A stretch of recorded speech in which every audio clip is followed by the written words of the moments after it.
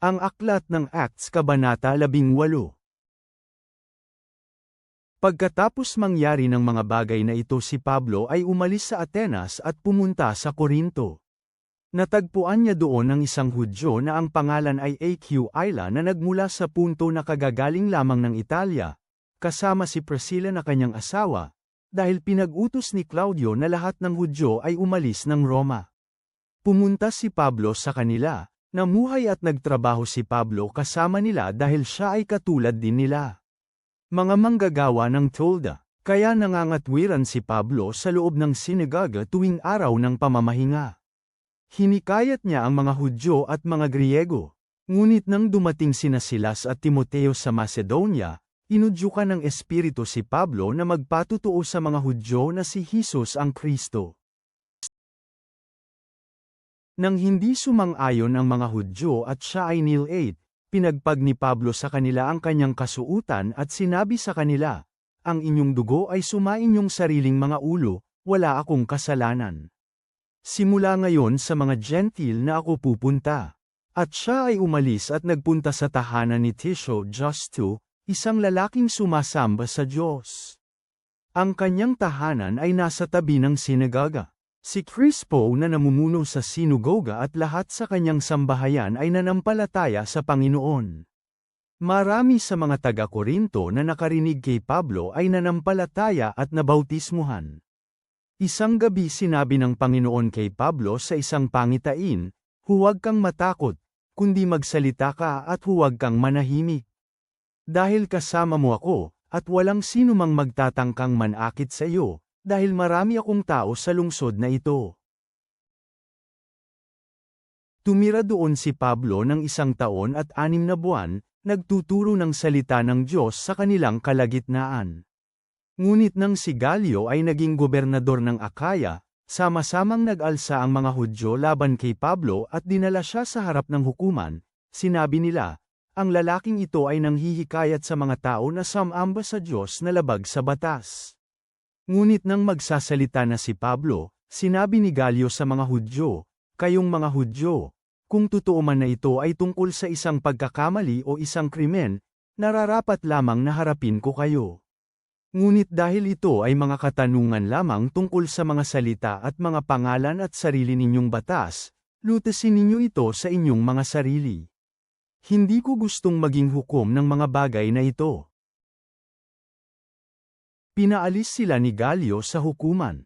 Kaya sinunggaban nila si Sosthenes na pinuno ng mga sinagoga at binugbog siya sa harapan ng hukuman. Ngunit hindi pinansin ni Gallio ang kanilang ginawa. Matapos manatili doon ni Pablo ng marami pang mga araw, iniwanan ang mga kapatid at naglayag papunta ng Syria kasama sina Priscilla at Aquila. Bago siya umalis sa daungan ng Cenchreae, ipinaahit niya ang kanyang ulo dahil sa kanyang panatang Nazaro. Nang dumating sila sa Efeso, iniwan niya sina Priscilla at Aquila doon, ngunit siya mismo ay nagpunta sa sinagoga at nangatwiran sa mga Hudyo. Nang tanungin nila si Pablo na manatili pa ng mas mahabang panahon, tumanggi siya. Ngunit nang siya ay paalis na, sinabi niya, "Babalik akong muli sa inyo kung kalooban ng Diyos." Kaya siya ay naglayag mula sa Efeso. Nang makadaong si Pablo sa Caesarea, umakyat siya at binati ang iglesia sa Jerusalem at pagkatapos ay bumaba siya sa Antioquia.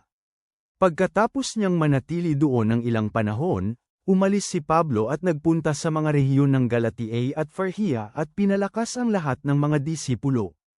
Ngayon, may isang Hudyo na nagngangalang Apollos na ipinanganak sa Alexandria, ang nagpunta sa Efeso. Mahusay siyang mangusap at bihasa sa mga kasulatan. Naturuan si Apollos sa mga katuruan ng Panginoon.